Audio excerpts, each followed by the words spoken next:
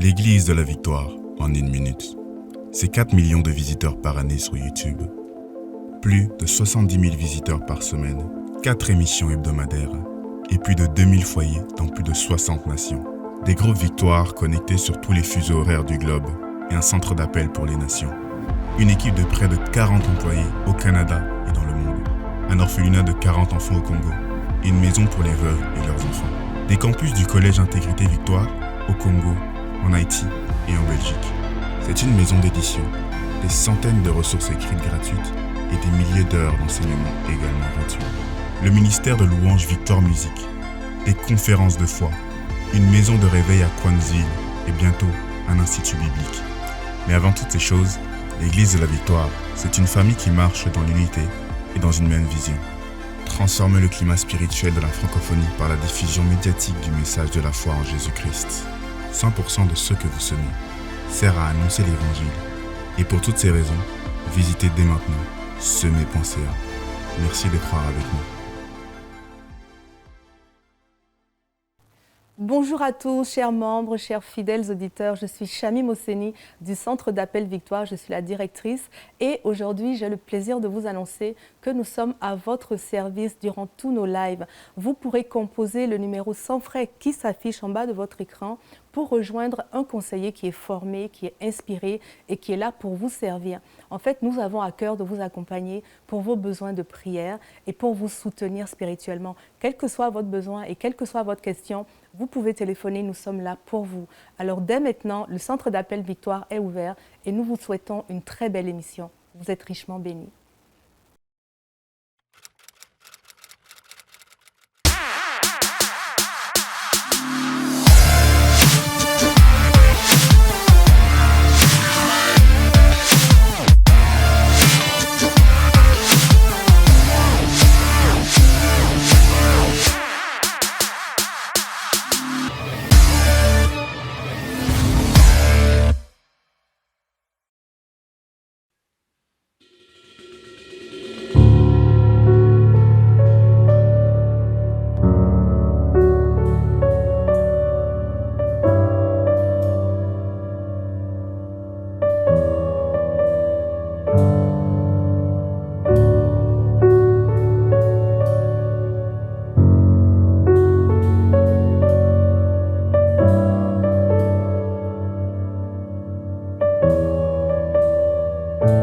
Ce que je désire, ce que je recherche, c'est de demeurer tout près de toi. Telle sera ma posture, ici prosternée. Oh oui, demeurer tout près de toi. Père, fidèle ami, si merveilleux, si merveilleux. Oui, tendre Père, fidèle ami, si merveilleux, si merveilleux. Ce que je désire, ce que je recherche, c'est de demeurer tout près de toi. Et telle sera ma posture, ici prosternée. Oh oui, demeurer tout près de toi.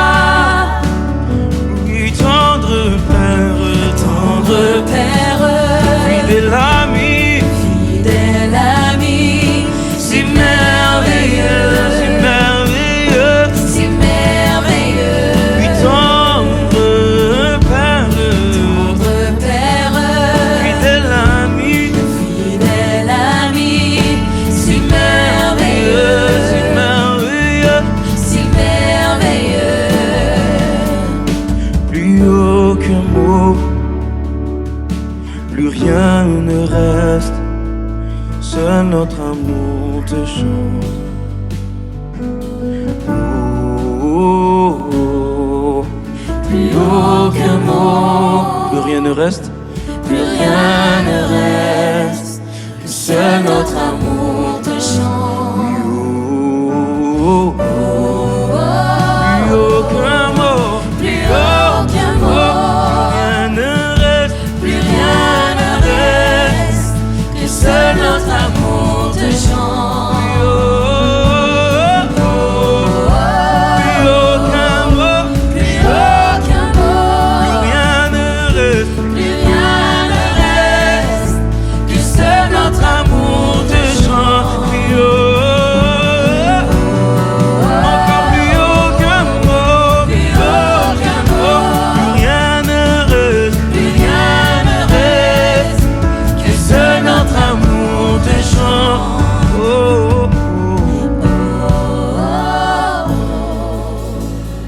Je t'aime tellement, tu es merveilleux, si merveilleux. Oh, je fixe mes yeux sur toi, car tu es merveilleux, si merveilleux. Yeah.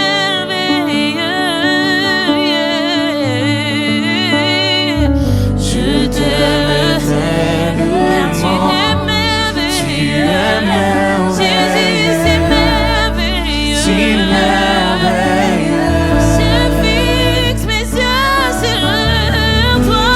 Fixe mes yeux sur toi, tu es merveilleux, si merveilleux.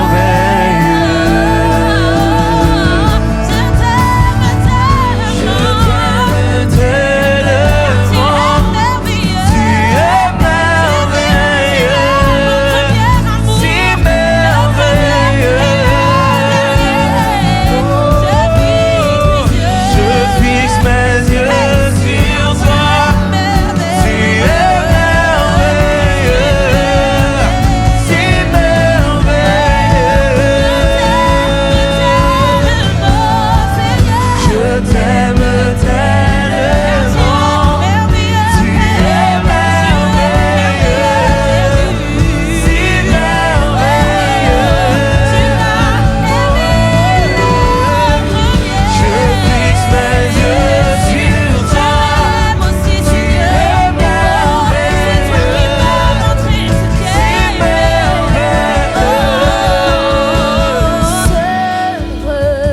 merveilleux. Je suis captivée, oui tout a changé, je ne serai plus le même d'un seul regard. Je suis captivé, oui tout a changé, je ne serai plus le même d'un seul regard. Je suis captivée, oui tout a changé, oui tout a changé. je ne serai plus le même. Je ne serai plus le même. Un seul regard, un seul regard. Je suis captivé, oui tout a changé. je ne serai plus le même. Je ne serai plus le Un seul même. Un seul regard de toi. Je suis Oui, tu as captivé, changé ma vie. oui tout a changé. Oh oui, je ne serai plus Je jamais. ne serai Oh, plus le jamais. même. Un seul regard. Oui, je suis captivé, car tout a changé. oui tout a changé. Je ne serai plus le Je ne même. serai plus le même.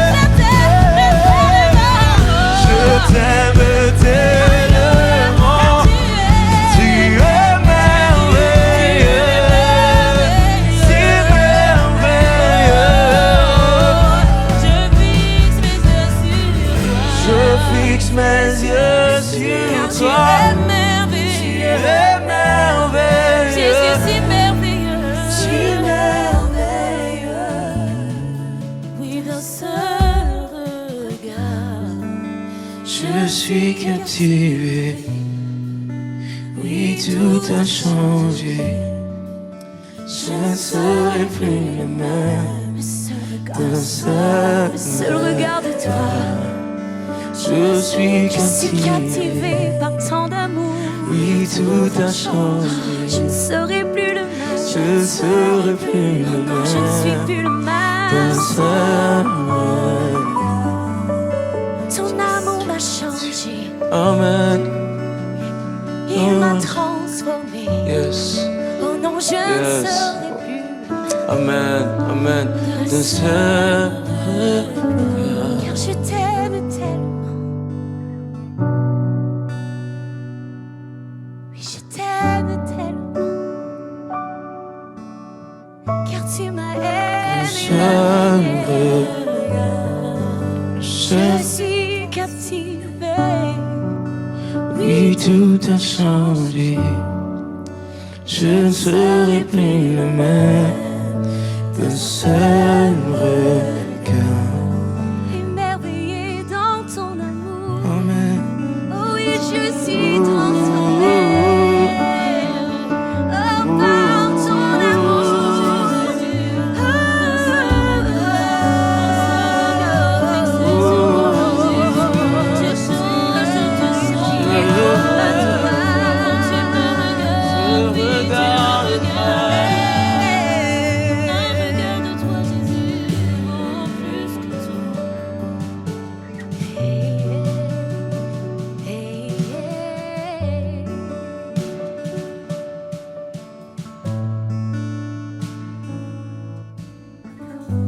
Alléluia,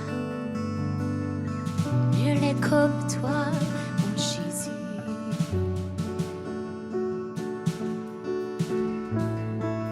D'un seul regard,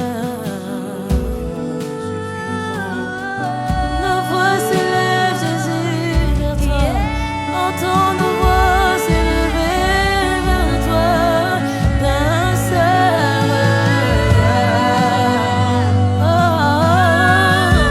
oui, d'un seul regard.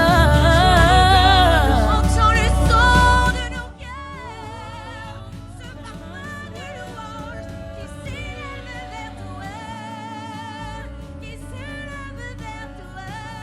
Un parfum d'amour, un parfum d'amour.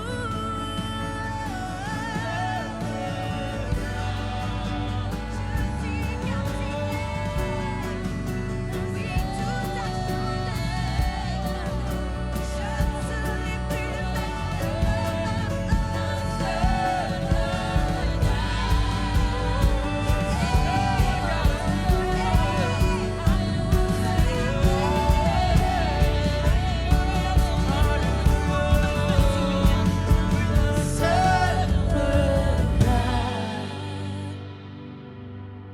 le seul regard, qu'un seul regard.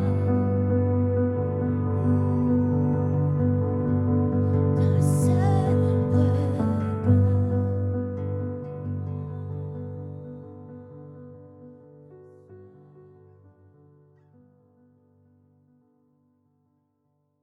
Bonjour à tous et bienvenue à l'Église de la Victoire. Je suis le pasteur Gwen Dresser et c'est une joie et un privilège pour moi d'être avec vous aujourd'hui et de pouvoir partager ensemble la parole de Dieu. Comme vous le savez, nous sommes encore dans les travaux, mais nous avons annoncé une date pour l'ouverture, une première célébration avec toute la famille locale et internationale, ceux qui voudront être avec nous le 20 août 2023. Donc le 20 août, c'est très bientôt. Bien sûr, on aura les clés avant cela, mais on veut prendre le temps d'aménager les locaux et de bien vous accueillir. Donc si vous voulez faire le voyage, on sera heureux de vous accueillir le 20 août.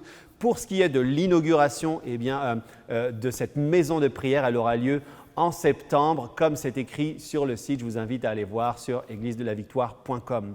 Aujourd'hui, on va passer du bon temps dans la parole de Dieu. On va voir aussi, on va recevoir les instructions de la part de Dieu, des choses qui sont vraiment essentielles pour la vie du croyant. Puis j'aimerais vous inviter vraiment à prendre vos Bibles parce que ce qu'on va méditer ensemble et les passages sur lesquels on va passer, on a besoin de les méditer, de les accueillir comme s'ils étaient une nourriture, mais pas une nourriture qu'on prend qu'une seule fois. Une nourriture qu'on prend souvent afin de renouveler notre système de pensée et d'être certain d'être enraciné dans la vérité. Vous savez, la vérité, c'est tellement important. La Bible dit, et Jésus nous a dit que la vérité, nous la connaîtrons, et c'est cette vérité que nous connaîtrons qui nous rendra libres. Si quelqu'un veut être libre et marcher libre dans sa génération, il a besoin non pas d'avoir des traditions humaines ou d'une multitude de conseils des hommes, etc., mais il a besoin de connaître la vérité, parce que c'est elle qui rend vraiment libres les enfants de Dieu. Alors avant d'aller dans la parole de Dieu, on va prier ensemble et on veut accueillir cette parole comme étant une instruction de la part de Dieu, et on va accueillir cette instruction comme étant pour nous salutaire, quelque chose qui va nous être bénéfique et qui va produire dans notre vie un fruit merveilleux. Père, on te remercie pour ta parole. On te remercie pour ce privilège que nous avons de pouvoir nous tenir là où nous sommes en ce moment, dans les nations, mais nous sommes réunis par ton esprit.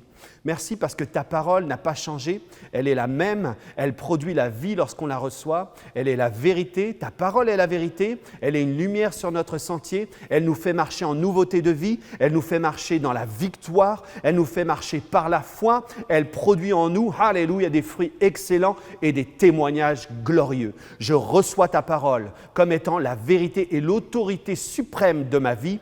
Et je te remercie, Seigneur, pour ce temps que nous allons vivre ensemble dans les nations. Que quelqu'un dise Amen et à la maison, vous pouvez dire Amen. Donc, prenez vos Bibles pour suivre avec moi. J'ai plusieurs versets. Peut-être que ça va aller un peu vite, mais vous pourrez revenir sur ce live. Et je peux vous dire d'ores et déjà, partagez-le à quelqu'un. Aujourd'hui, j'avais à cœur de vous parler d'un sujet qui est tellement important. Je voudrais prendre beaucoup de temps pour le partager afin d'être sûr que ça descende, mais je crois que l'Esprit de Dieu fait son travail et je crois aussi que vous avez la capacité de réécouter ce message. Mais ce message, c'est très simple. Je voulais vous parler du Dieu qui pardonne. Le Dieu qui pardonne. C'est hyper important. Le Dieu qui pardonne. On parle souvent dans l'Église d'une multitude de sujets, mais on va voir ce que dit la Bible au sujet du Dieu qui pardonne. Oui, Dieu est le Dieu qui pardonne. Il est dit dans le psaume 103 que c'est lui qui te guérit toutes tes maladies, mais c'est lui qui pardonne toutes tes iniquités. Imaginez bien, c'est lui qui pardonne toutes tes iniquités. Waouh! Quelle grâce de savoir que Dieu est un Dieu de pardon. Il y a plein de personnes qui pensent que Dieu est un Dieu en colère, un Dieu qui examine les vies pour voir si vraiment pour voir si par exemple quelqu'un a chuté, si quelqu'un n'a pas bien rempli son contrat et le pointer du doigt. Il y a plein de gens qui pensent que Dieu est comme ça en train d'examiner notre vie, alors qu'en fait il a déjà envoyé Jésus-Christ pour mourir à notre place. Amen. Et pour que nous puissions bénéficier de celui qui a payé par son sang pour le rachat de nos âmes. C'est merveilleux. On devrait avoir vraiment un focus sur le fait que Dieu a déjà payé le prix et que si nous l'avons accepté comme Seigneur et Sauveur, il est pour nous, pas contre nous. Donc notre vie, disons, Dieu lorsqu'il regarde notre vie, ce n'est pas du tout pour nous examiner et nous mettre des mauvais points lorsqu'on a mal agi, lorsqu'on a échoué. Pas du tout. Le cœur de Dieu, c'est de nous aider à marcher victorieux et à nous relever lorsqu'on est tombé. Amen. Oui, il y a des gens qui tombent. Oui, il y a des croyants qui tombent. Oui, il y a des frères et des sœurs qui vivent des difficultés. Oui, il y en a qui peuvent avoir fait des mauvais choix. Mais nous avons le Dieu qui pardonne. Et je veux vraiment que ça puisse descendre afin qu'on accueille cette grâce extraordinaire. C'est un cadeau de Dieu. Alors, que faire quand nos mauvais choix nous regardent avec mépris ? Quand on a fait un mauvais choix, il y a plein de gens, peut-être aujourd'hui vous avez fait des mauvais choix, vous vivez avec des remords et il y a peut-être des actions passées, des choses qui vous poursuivent et qui vous hantent, qui vous empêchent de dormir, qui vous empêchent de marcher dans la joie, qui vous empêchent de vivre une vie en croyant pleinement que Dieu est avec vous. Ça, je sais qu'il y a plusieurs chrétiens en ce moment, plusieurs personnes qui m'écoutent et qui ont du mal à croire que comment est-ce que Dieu peut être vraiment avec moi après tout ce que j'ai fait ? On va lire un passage rapidement dans Genèse chapitre 16, des versets 2 à 4. Et c'est une petite histoire qui m'a vraiment marqué parce que ici on connaît Abraham, le père des croyants, on connaît l'histoire de Sarah, on sait quel impact ils ont eu et même l'impact qu'il a eu pour l'Église. Mais voici en fait Abraham a fait un mauvais choix avec son épouse, avec Sarah. Comment comment faire lorsque nos mauvais choix nous regardent avec mépris. Et peut-être c'est ton cas aujourd'hui. Peut-être qu'il y a des choix que tu as faits dans la vie qui te regardent et qui t'accusent sans arrêt pour dire « Ah, mais tu as fait ceci, tu as fait cela ». Peut-être que tu étais même en route pour le service de Dieu. Tu voulais servir Dieu, mais à un moment, tu t'es écarté, tu t'es éloigné et même l'Église peut-être t'a mis à l'écart. Peut-être toi-même, tu t'es mis à l'écart. Peut-être l'accusateur des frères, le diable te dit « Non, mais avec ce que tu as fait, c'est impossible que tu reviennes dans ton parcours initial. C'est même impossible que tu reviennes dans ton appel. » Peut-être que tu avais commencé à servir Dieu, même dans l'Église. Peut-être même tu étais sur une estrade, une chaire, tu prêchais à des personnes. Peut-être que tu évangélisais, puis d'un coup, en fait, tu as comme abandonné le Seigneur, tu es parti vivre d'autres choses, mais là, tu sens que tu veux revenir à Dieu et tu as l'impression que jamais tu pourras vraiment le servir à cause de ce que tu as fait. On va regarder ensemble.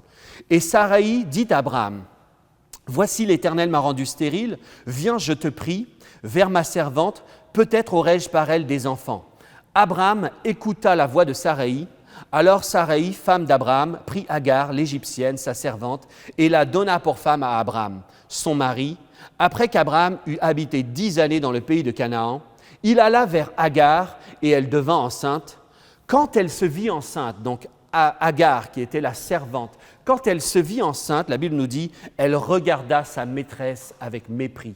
Et des fois, quand on fait des mauvais choix, eh bien, ici comme ici, il y a une Agar dans notre vie qui nous regarde avec mépris. C'est nos choix qui parlent sur nous, nos mauvais choix, qui commencent à nous accuser et dire « Waouh, tu as fait ça, regarde, tu n'es vraiment pas digne du Seigneur, tu n'es vraiment pas digne d'être appelé un enfant de Dieu. Tu ne réussiras jamais ta vie chrétienne. Avec ça, tu as un casier, c'est comme si tu avais un casier judiciaire éternel. Dieu sait ce que tu as fait et tu ne seras jamais capable de t'en sortir. » Donc, comment faire quand nos mauvais choix nous regardent avec mépris ?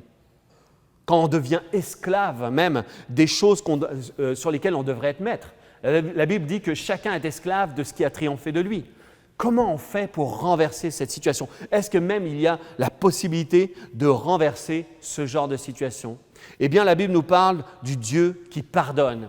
Et j'aimerais vous montrer un passage qu'on ne cite pas souvent, mais qui est dans l'Ancien Testament. Et vous savez, l'Ancien Testament, la Bible nous dit que c'est une ancienne alliance et que nous sommes en fait sous une nouvelle alliance et que l'alliance sous laquelle les enfants de Dieu, les croyants, les chrétiens sont aujourd'hui, c'est une alliance qui est meilleure. Donc s'il y avait quelque chose de bon dans l'ancienne alliance, ce qu'il y a aujourd'hui est meilleur. Donc c'est impossible que sous notre alliance actuelle, nous vivions moins de bénéfices que l'ancienne alliance.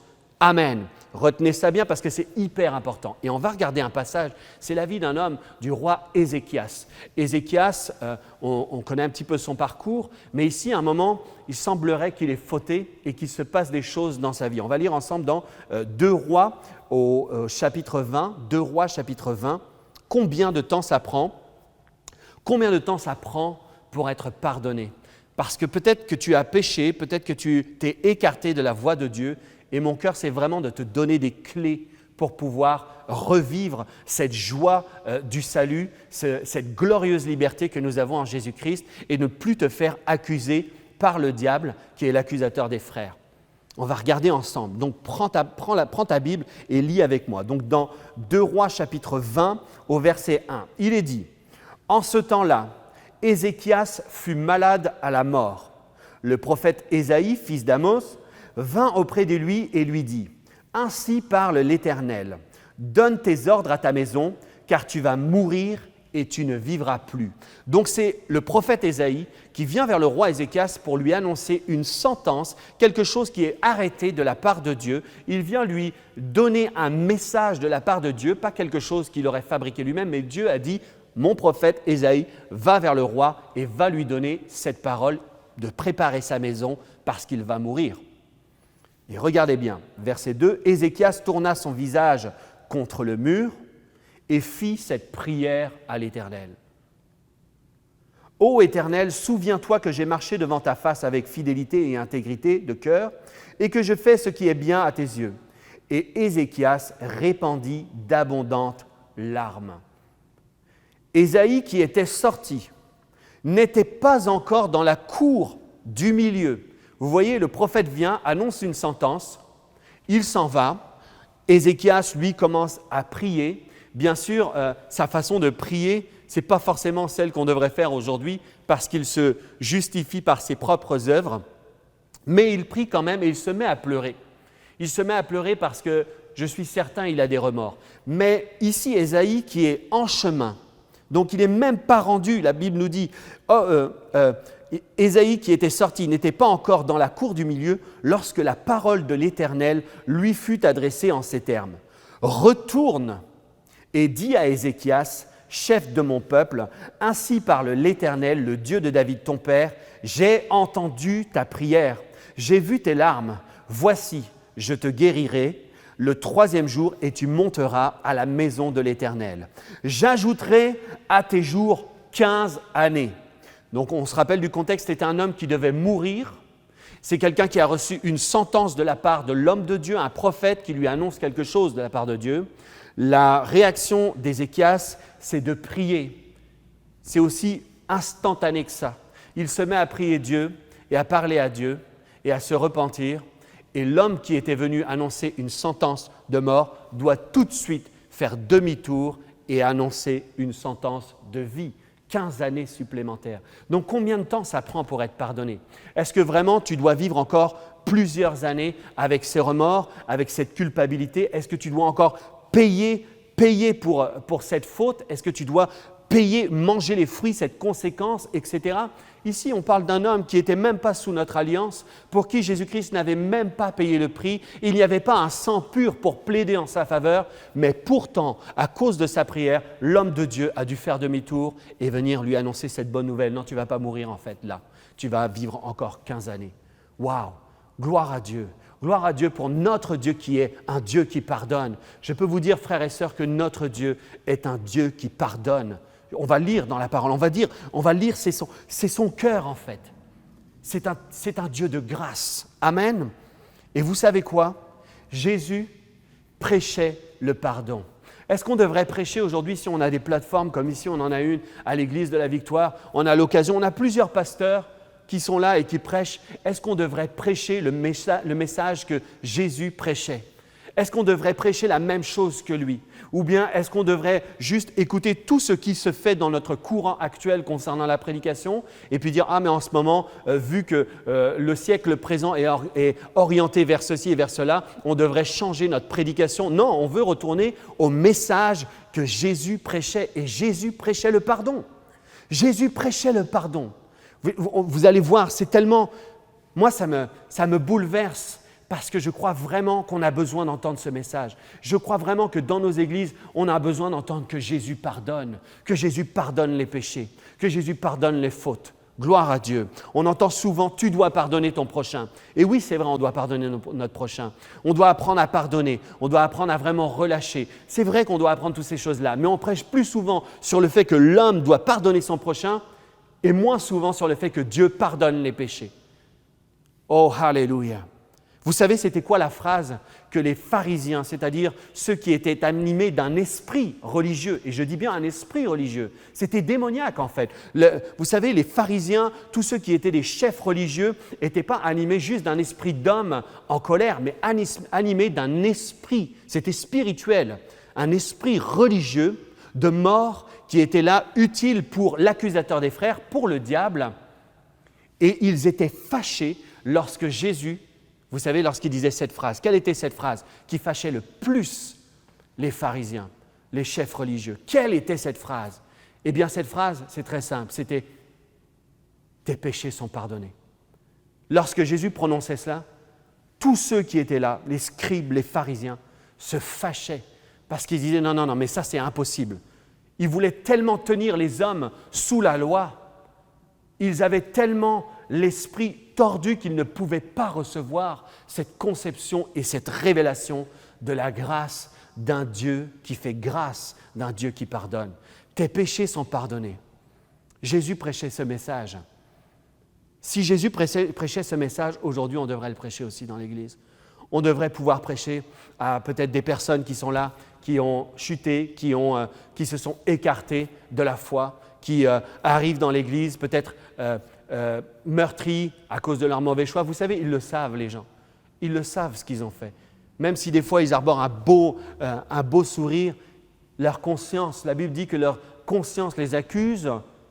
De temps à autre, la conscience, c'est soit elle nous félicite ou soit elle nous accuse. Et pour ceux qui ont fauté, la conscience leur dit tout simplement.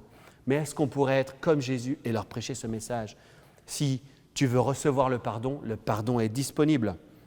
Et aujourd'hui, être un homme de Dieu, et ça c'est ce que je vois, et c'est triste en fait.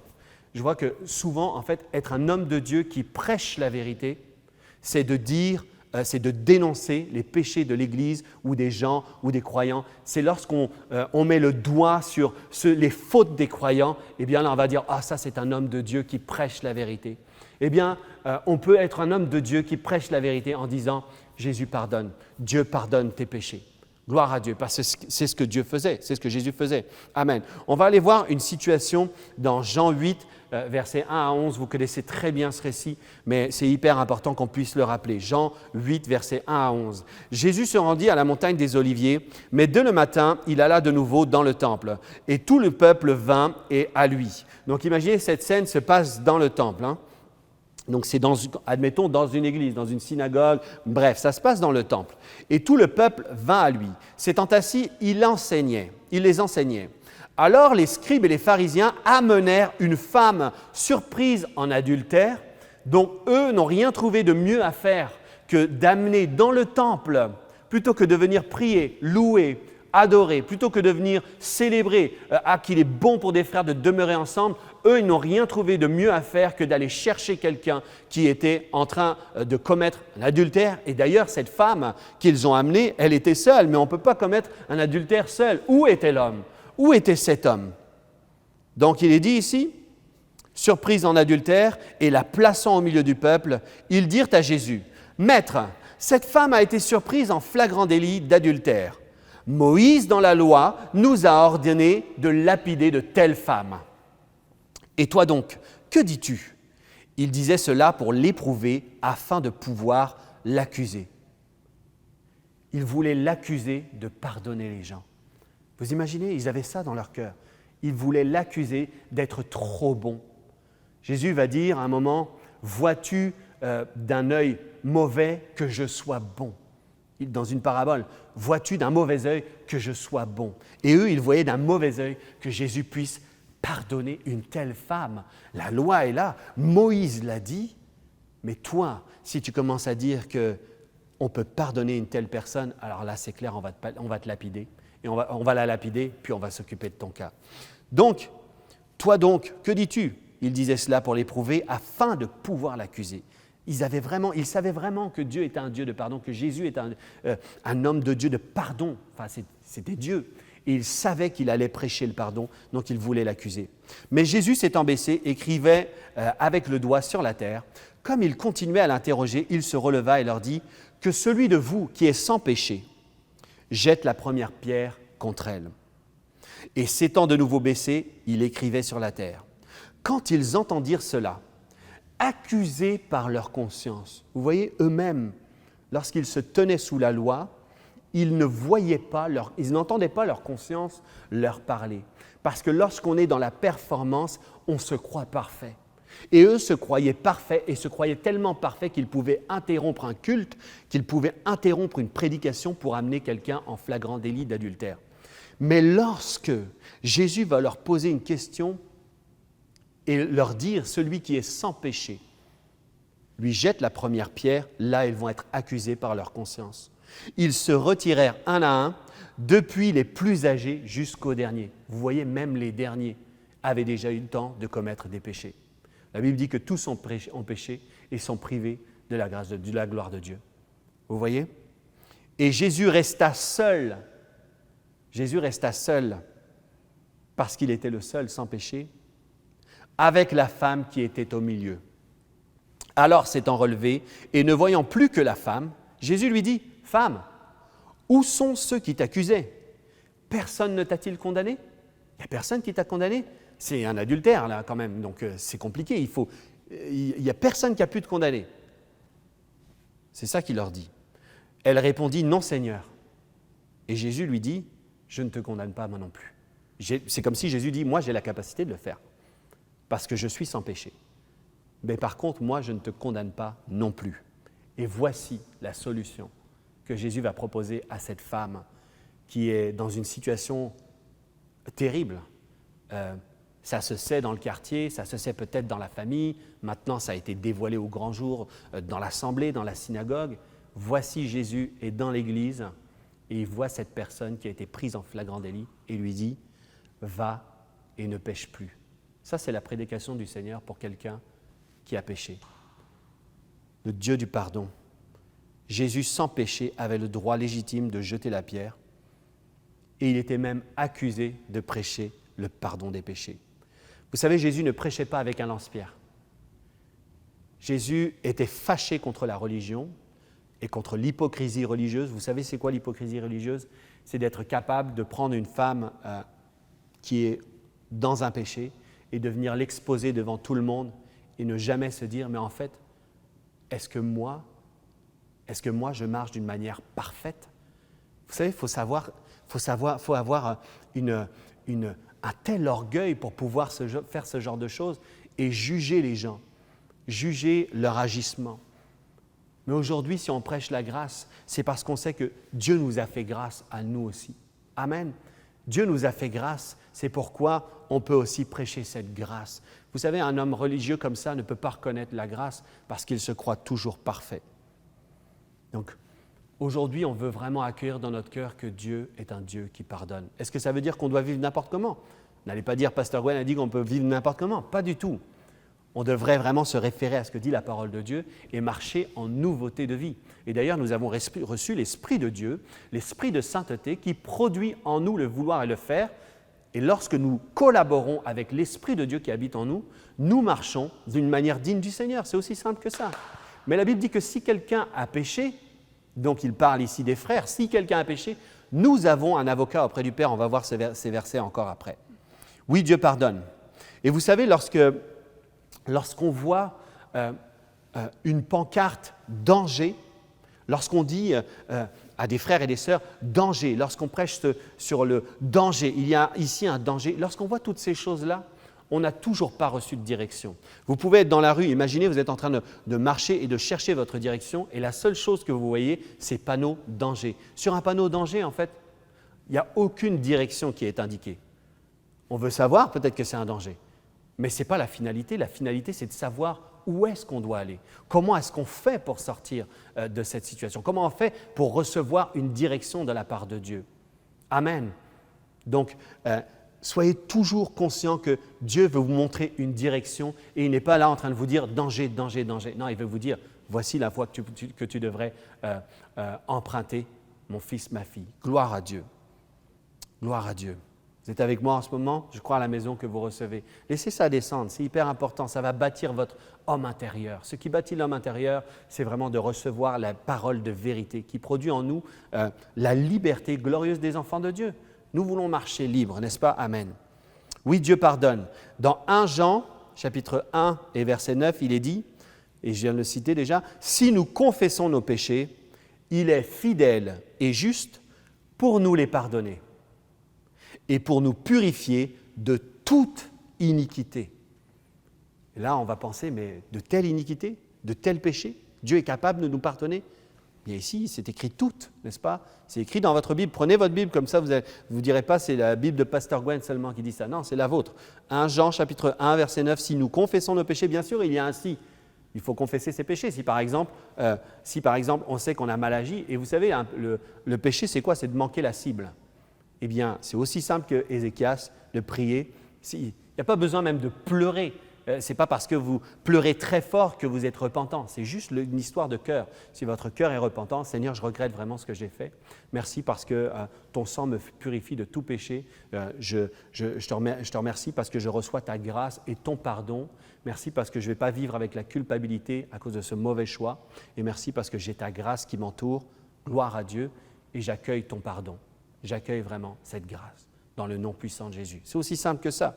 Donc regardez bien, si nous confessons le péché, nous sommes fidèles et justes. Non, il est fidèle et juste. En fait, lorsqu'on va aller vers Dieu avec un cœur repentant, c'est sa fidélité et sa justice qui nous permet d'être pardonnés.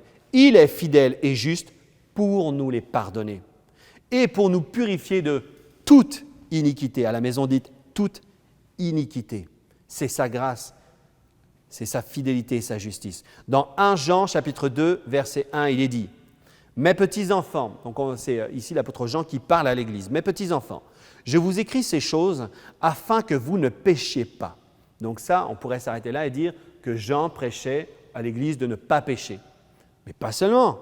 Il dit « Et si quelqu'un a péché ?» Parce que Jean savait que dans l'Église, il y avait des hommes, des femmes, et que c'était possible qu'à un moment, ils ne marchent pas d'une façon ultra parfaite. Donc, et si quelqu'un a péché, eh bien voici ce qu'il doit faire. Il doit faire pénitence, il doit être exclu de l'Église, il doit marcher sur les genoux jusque je ne sais pas où et faire, bref, toutes sortes de choses religieuses pour pouvoir obtenir le pardon. Non, pas du tout. Il dit « Nous avons un avocat auprès du Père. » Si quelqu'un a péché, nous avons déjà un avocat auprès du Père, Jésus-Christ le juste. C'est à cause de la justice de Jésus-Christ qu'on reçoit le pardon. Donc si mon frère, ma sœur, tu as commis des erreurs et que tu es repentant, que ton cœur c'est juste de dire « moi je regrette ce que j'ai fait et je veux vraiment être délivré de tout ça, je veux vraiment marcher dans la liberté aujourd'hui et je veux que mes choses soient réglées, je veux vraiment que ma vie reprenne son cours et qu'elle soit réglée. » Eh bien tu as juste à faire cette prière très simple. Si Ézéchias a reçu la grâce dans l'Ancien Testament, toi qui es né de nouveau, qui as reçu l'Esprit de Dieu, la grâce est disponible pour toi. En fait, on a un avocat qui dit « quelqu'un a déjà payé cette dette et Jésus peut montrer ses marques, peut montrer son sang. Son sang plaide en notre faveur, son sang parle en notre faveur. Gloire à Dieu. » Vous savez, tout à l'heure, je parlais de l'histoire d'Ézéchias et j'aimerais vous raconter un petit témoignage que j'ai vécu. En fait, j'ai donné ma vie au Seigneur en 2002. J'avais 22 ans en fait. Et puis, plus tard dans ma vie, il s'est produit des événements qui m'ont vraiment touché, atteint même au point que j'abandonne le Seigneur. J'aimais toujours Dieu, mais je me suis éloigné de Dieu.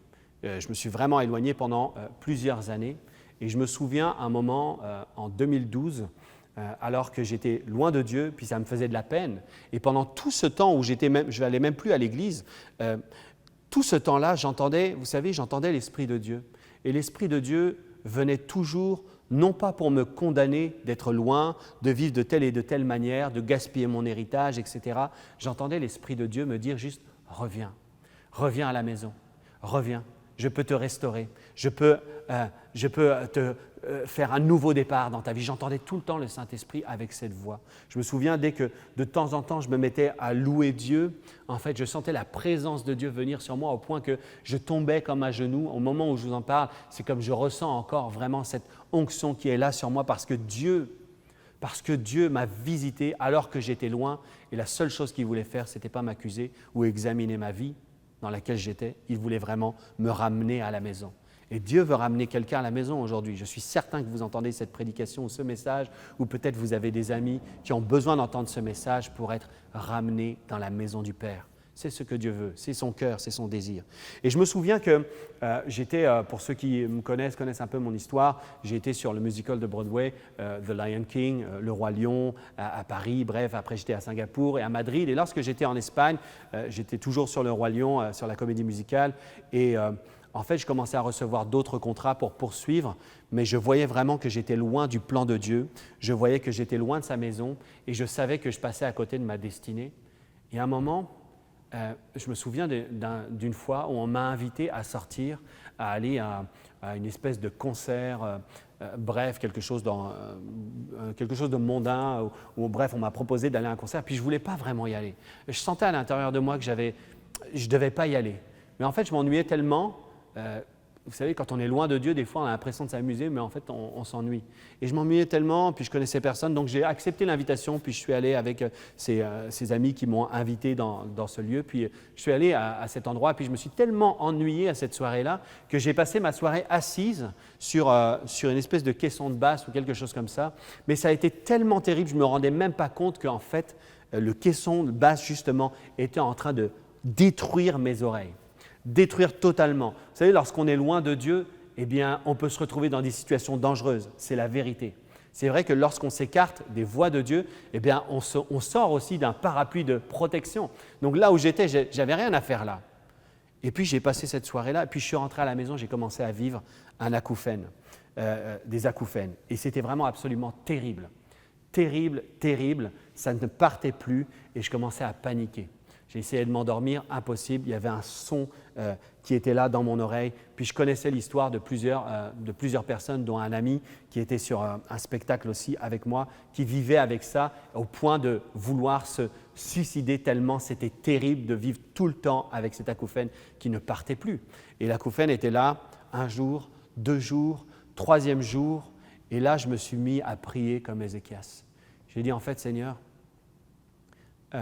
tu vois où j'en suis aujourd'hui. Je veux vraiment revenir à toi. Je te demande pardon d'avoir vécu sans toi pendant toutes ces années-là. Je veux vraiment revenir dans ta maison. Aide-moi, Seigneur, j'ai besoin de ta grâce. J'ai besoin de ton secours. Bref, j'ai fait cette prière aussi simple que ça. Et à partir du moment où j'ai fait cette prière, j'ai même envoyé une lettre à la compagnie pour dire, en fait, je vais arrêter avec le Roi Lion. Ce n'est pas un jugement contre ce métier, c'est plutôt de dire, je savais que je n'étais pas au cœur de la volonté spécifique de Dieu, donc je leur ai dit, je vais arrêter puis je vais rentrer chez moi.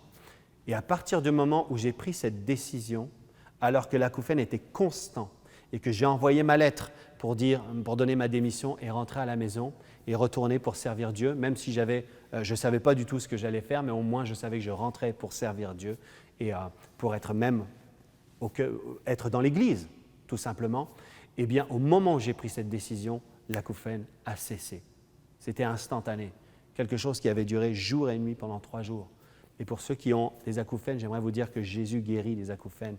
Et aujourd'hui, j'aimerais prier pour vous même en cet instant et déclarer sur vous que cet acouphène cesse dans le nom de Jésus. Ce n'est pas le meilleur de Dieu. Le meilleur de Dieu, c'est la santé dans vos oreilles. Je déclare sur vous, dans le nom puissant de Jésus, la guérison. Recevez maintenant. Comme il m'a guéri, il vous guérit en cet instant. Gloire à Dieu. Vous voyez, comme Ézéchias, une prière toute simple de demander pardon. J'ai confessé mon péché et il a été fidèle et juste pour me pardonner. Et même il a plaidé avec son sang en ma faveur et je suis retourné dans la maison de Dieu et aujourd'hui je vis ce que je vis. Gloire à Dieu, gloire à Jésus-Christ, que quelqu'un puisse recevoir ça à la maison. Je suis sûr que vous en avez besoin. Donc il dit, je vous écris, petits enfants, parce que vos péchés vous sont pardonnés à cause de son nom. Waouh! 1 Jean 2,12, c'est la Bible, frères et sœurs. Ça fait déjà 3 versets qui disent que nos péchés, que les péchés sont pardonnés, que Dieu nous pardonne. Si un frère, une sœur a péché, Dieu pardonne les péchés. Waouh! Prêcher la vérité, c'est prêcher que Dieu pardonne. Ésaïe, chapitre 1, verset 18. Notez cela, lisez-le avec moi, c'est hyper important. « Venez et plaidons, dit l'Éternel. Si vos péchés sont comme le cramoisi, ils deviendront blancs comme la neige.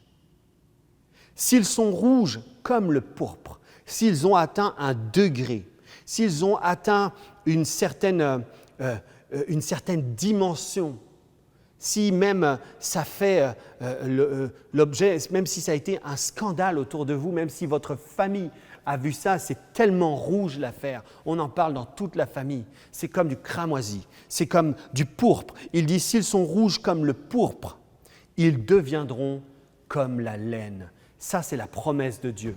Voyez ce que Dieu est capable de faire. Dieu est capable de prendre le péché et de le dissoudre et de le désintégrer au point qu'on regarde votre vie et on vous voit juste. Waouh, Dieu est capable. Hébreux 10, 17, il dit, Hébreux 10, 17, « Et je ne me souviendrai plus de leurs péchés, ni de leurs iniquités. » C'est Dieu prend nos péchés et les jette dans la mer de l'oubli. Il n'y a personne qui est capable, même lorsqu'il a donné sa vie à Dieu, lorsqu'il a donné sa vie au Seigneur Jésus-Christ, quel que soit le frère, la sœur, même s'il est un pasteur ou un évangéliste, ou peu importe ce qu'il peut être, il n'y a personne qui est capable de vivre une vie à la perfection. Il n'y a personne. Il y a un moment où on a tous besoin de la grâce et d'être pardonnés. Il y a un moment où on a tous besoin de bénéficier de cette grâce et de s'humilier sous sa main puissante et dire « Seigneur, j'ai besoin de ta grâce. J'ai fait un mauvais choix, je me repens de mon mauvais choix. Merci pour ta grâce qui me restaure dans le parcours initial de ma vie. » Gloire à Dieu. Je crois que Dieu vraiment veut vous faire du bien et vous délivrer de la condamnation et de la culpabilité. Si vous n'aviez jamais fait cette prière, si vous n'aviez jamais pris cette décision de dire « En fait, Seigneur, moi j'ai besoin de ta grâce », eh bien c'est le bon moment en fait.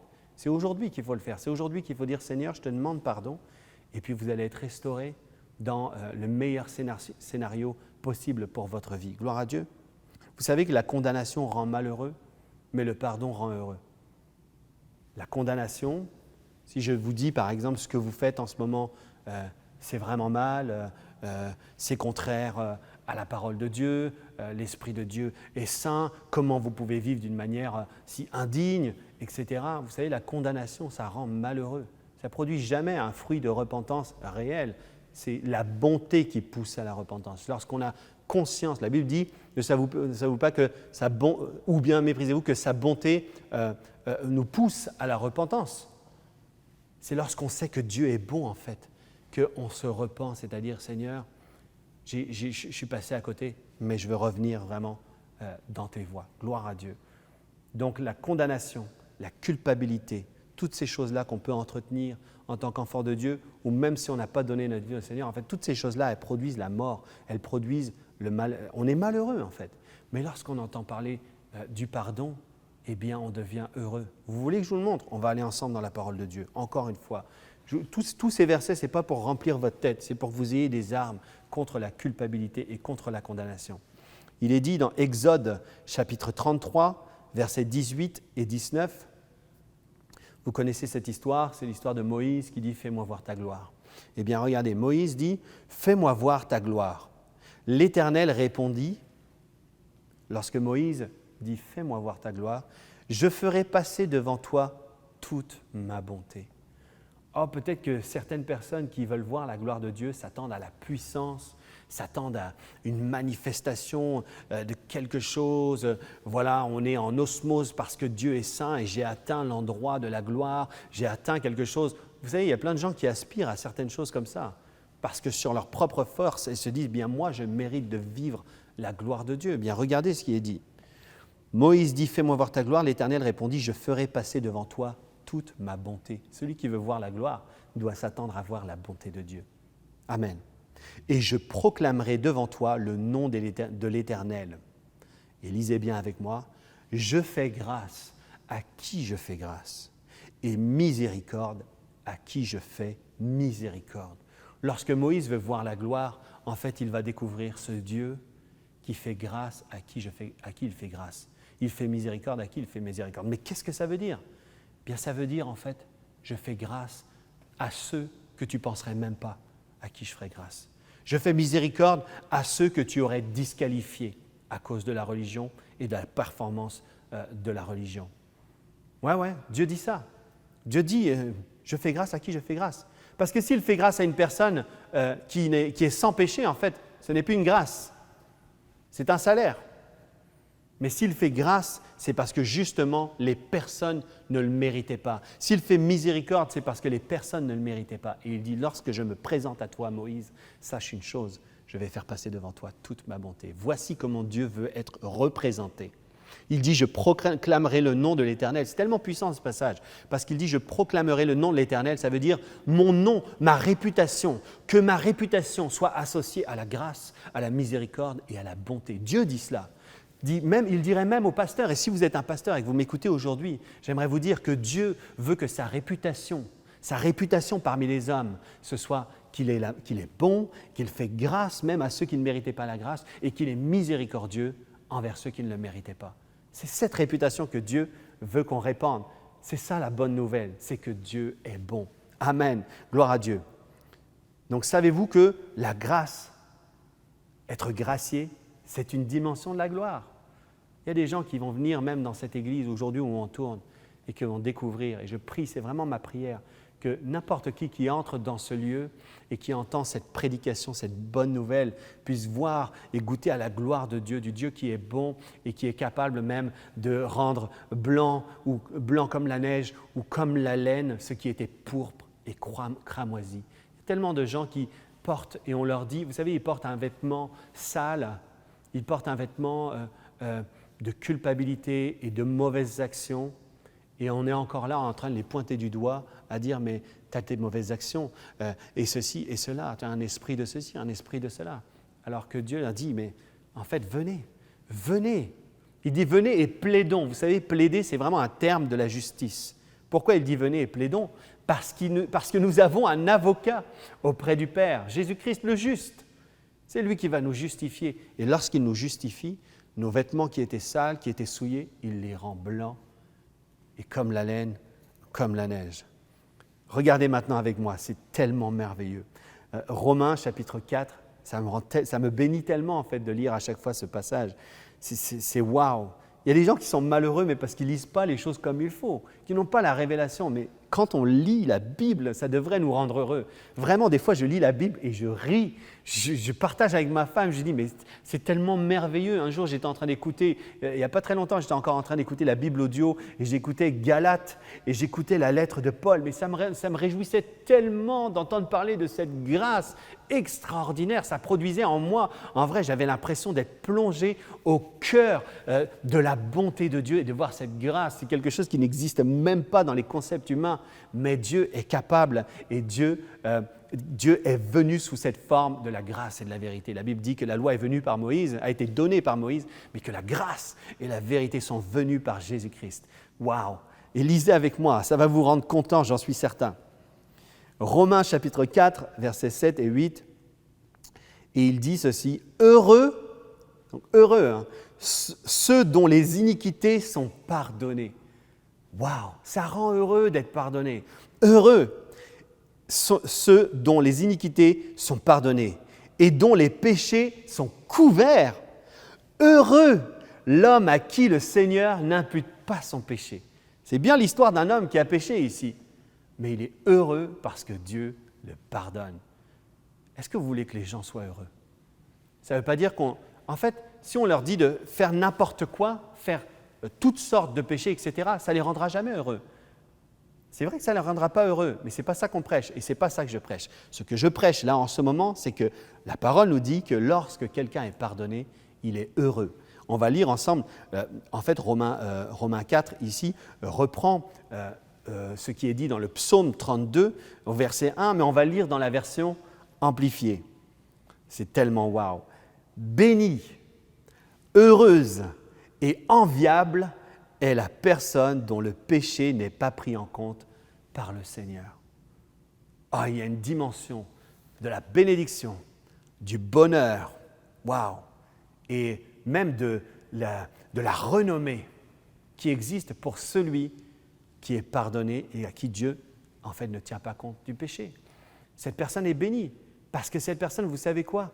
Elle va reconnaître que par ses propres performances, elle est incapable de vivre avec une conscience pure. Mais cette personne s'est mise vraiment sous la grâce de Dieu et dit « Seigneur, merci, parce que tu as payé le prix et ça valait la peine. Ça valait la peine parce que vraiment tu peux laver tous mes péchés. Gloire à Dieu. » Amen. Donc, le pardon existe pour ceux qui sont imparfaits. Oui, le pardon existe pour ceux qui sont imparfaits. Pour les autres, il reste l'orgueil de se croire debout par ses propres performances. Et la Bible nous dit dans 1 Corinthiens 10, 12, « Ainsi donc, que celui qui croit être debout prenne garde de tomber. » Amen. C'est tellement important de cultiver dans nos cœurs, dans nos pensées, dans notre façon de croire, dans notre foi, dans notre façon de partager, dans notre façon de voir nos frères et nos sœurs, dans leurs actions, dans ce qu'ils font, dans ce qu'ils nous racontent. De voir l'Église, c'est hyper important de les voir aussi avec les lunettes du Dieu qui pardonne. Si on sait que Dieu pardonne, on va pouvoir restaurer quelqu'un. On va pouvoir l'exhorter à vivre mieux. On va pouvoir aussi gagner un frère ou une sœur qui s'était perdu. Si on leur prêche le Dieu qui pardonne, ils seront bénis, heureux et enviables. Est-ce que vous n'avez pas envie de voir des gens comme ça dans l'Église? Est-ce que vous n'avez pas envie de voir ceux qui sont vos bien-aimés, qui ont peut-être abandonné la foi et qui sont loin? Est-ce que vous n'avez pas envie de leur prêcher cette bonne nouvelle du Dieu qui pardonne afin qu'ils reviennent à la maison, comme Dieu l'a fait pour moi? Vous voyez, aujourd'hui, je me tiens devant vous, je prêche dans les nations, et puis je pourrais être appelé à autre chose. Ce n'est pas l'histoire de prêcher, mais aujourd'hui, je me tiens devant vous, j'aime Dieu, j'aime sa parole, je le sers, ma famille est une famille de serviteurs, mais parce que j'ai rencontré le Dieu qui pardonne. Parce que j'avais accueilli son salut, j'avais accueilli son pardon, et puis malgré tout ça, je l'ai abandonné pendant peut-être 4 ans. Mais le Dieu qui pardonne ne change pas. Donc il est revenu me chercher là où j'étais, et comme la parabole du père qui avait 2 fils, et l'un était le fils prodigue, il guettait, il voyait, lorsqu'il a vu son fils revenir, il a dit « Ah waouh, il était mort, mais le voici à la vie. » Et tout le monde se réjouissait, le ciel se réjouissait. Gloire à Dieu. Alléluia. Moi, je veux prier avec vous maintenant parce que je veux que vous puissiez recevoir la délivrance de cette condamnation, de cette culpabilité. Je veux que vous puissiez vraiment marcher avec le Dieu qui pardonne.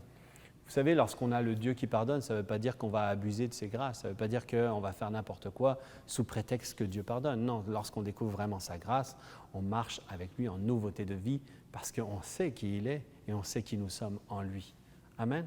Donc je veux prier avec vous et je me souviens et je veux qu'on puisse se souvenir de cette image en fait d'un brigand qui était à la croix. Il était crucifié à côté du Seigneur Jésus et lui, il avait vraiment fauté. Et vous savez, lorsqu'on parle de la croix, en fait, on parle d'une mort d'un maudit. Donc c'est pour ça que la Bible qu'il a accepté de mourir, d'aller jusqu'à la mort, même jusqu'à la mort de la croix, de mourir comme un maudit en fait. Donc cet homme-là qui était à côté du Seigneur Jésus, ce n'était pas seulement un brigand, c'était quelqu'un qui avait une sentence très lourde sur sa vie, au point de devoir être humilié et d'être maudit et quiconque est pendu au bois. C'est ce que dit la Bible. Donc lui, il était là et puis il va dire au Seigneur, « Seigneur, souviens-toi de moi ». Et puis, je ne me souviens plus de la phrase exacte, mais Jésus va lui dire, par contre, je te le dis, aujourd'hui tu seras avec moi au paradis. Comment ? Un homme qui a commis tant de fautes, qui est là même crucifié comme un maudit, Jésus lui dit, il va avoir l'occasion d'aller au ciel aujourd'hui avec le Seigneur. En fait, c'est parce qu'il avait un cœur repentant et il reconnaissait que Jésus-Christ était le Seigneur. Amen. C'est pourquoi ça a pris vraiment quelques secondes. Il n'a même pas eu le temps de descendre de la croix pour aller faire des bonnes œuvres, pour aller bien même réparer ce qu'il pouvait réparer. Il y a des fois, on n'a pas l'occasion. Si on a l'occasion de pouvoir réparer, faisons-le. Mais des fois, on ne peut pas réparer d'une manière tangible certaines choses. Mais Jésus lui a dit, aujourd'hui, tu seras avec moi au paradis. Gloire à Dieu. On va prier ensemble et je veux prier pour tous ceux qui portent des lourds fardeaux, qui portent comme un poids de culpabilité. On veut vraiment échanger ce fardeau contre celui du Seigneur qui est doux et léger. La Bible dit même, une traduction dit qu'il est facile à porter. Père, merci pour le pardon. Merci parce que tu savais qu'on avait besoin d'un Sauveur et d'un Seigneur et tu as pourvu toi-même par ton Fils, ton précieux Fils, ton unique. Tu as pourvu au rachat et à la rédemption et au pardon de nos péchés, de nos iniquités par Jésus-Christ. Père, merci pour cette grâce. Merci pour ce don si merveilleux. Merci pour cet amour incommensurable. Merci pour vraiment ce cadeau précieux par lequel que nous recevons et avec lequel on peut marcher libre de toute condamnation, libre de toute forme de culpabilité. Merci pour cette grâce. On la reçoit comme un cadeau. Et Seigneur, on veut aussi te présenter nos fautes, celles qu'on a pu commettre avec mes frères et mes sœurs qui aujourd'hui avaient peut-être un poids de culpabilité. On veut te présenter ces choses et te dire, Seigneur, merci parce qu'on reçoit ton pardon. On te demande pardon d'avoir marché sans toi ou d'avoir manqué la cible. Mais aujourd'hui, on veut démarrer avec une feuille blanche. Gloire à toi, Seigneur, parce que tu n'es jamais à court de feuilles blanches. Tu as dit, je ne me souviendrai plus de nos péchés. Tu ne te souviendras plus de leurs péchés. Gloire à Dieu. Si tu ne te souviens plus, ça veut dire qu'il n'y aura aucun registre qui mentionne les fautes que nous avons commises. Merci parce qu'il n'y a plus de condamnation pour ceux qui sont en Jésus-Christ. Alors je déclare la pleine liberté de toute culpabilité dans ton Église. Je déclare la pleine liberté de toute forme de culpabilité parmi mes frères et mes sœurs qui m'écoutent en ce moment. Merci Seigneur pour tous les enfants qui reviennent à la maison, tous ceux qui reviennent et qui accueillent cette grâce, ton pardon. Merci pour ton amour, pour ta fidélité. Nous t'aimons Seigneur Jésus. Amen et Amen. Gloire à Dieu. Si vous avez fait cette prière, écrivez-nous à info@église-de-la-victoire.com, info@église-de-la-victoire.com. Écrivez-nous, on veut recevoir vos témoignages. C'est important que quelqu'un puisse être justifié aujourd'hui par sa grâce. On veut vous remercier d'avoir été là aujourd'hui, d'avoir suivi cet enseignement. On vous remercie d'être là avec nous chaque semaine et on veut remercier aussi tous nos précieux partenaires qui rendent possible la diffusion de ce message. Vous savez, lorsque je prêche aux gens, peut-être des milliers vont écouter ce message, que Jésus-Christ pardonne leurs péchés. Imaginez un frère, une sœur qui était loin de Dieu et qui se sentait accusé peut-être même par l'Église ou par des chefs religieux et qui aujourd'hui entend ce message et qui revient à la maison pour servir Dieu comme moi-même à un moment dans ma vie, j'ai eu besoin de le faire. Eh bien ça, c'est grâce à nos précieux partenaires.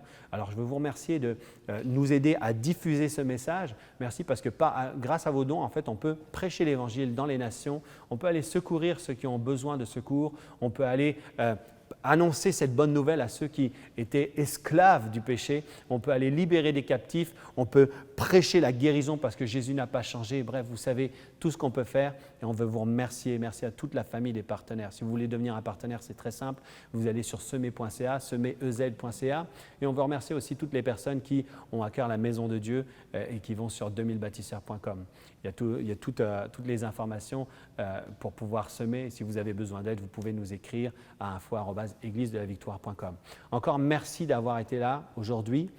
Cultivez vraiment dans votre cœur, dans votre pensée que Dieu est un Dieu qui pardonne. Soyez gracieux envers votre entourage et envers les frères et les sœurs dans la foi qui des fois marchent d'une manière plus faible. Soyez gracieux, encouragez-les parce que vous voulez les gagner et vous voulez qu'ils soient libres. Amen. Donc d'ici à la prochaine fois, rappelez-vous de ceci, que vous êtes richement bénis et que vous êtes pardonnés par Jésus-Christ. L'Église de la Victoire en 1 minute. C'est 4 millions de visiteurs par année sur YouTube. Plus de 70 000 visiteurs par semaine, 4 émissions hebdomadaires et plus de 2000 foyers dans plus de 60 nations. Des groupes Victoire connectés sur tous les fuseaux horaires du globe et un centre d'appel pour les nations. Une équipe de près de 40 employés au Canada et dans le monde. Un orphelinat de 40 enfants au Congo. Et une maison pour les veuves et leurs enfants. Des campus du Collège Intégrité Victoire au Congo, en Haïti et en Belgique. C'est une maison d'édition, des centaines de ressources écrites gratuites et des milliers d'heures d'enseignement également gratuits. Le ministère de louange Victoire Musique, des conférences de foi, une maison de réveil à Kwanzille et bientôt un institut biblique. Mais avant toutes ces choses, l'Église de la Victoire, c'est une famille qui marche dans l'unité et dans une même vision. Transformer le climat spirituel de la francophonie par la diffusion médiatique du message de la foi en Jésus-Christ. 100% de ce que vous semez sert à annoncer l'Évangile. Et pour toutes ces raisons, visitez dès maintenant semer.ca. Merci de croire avec nous.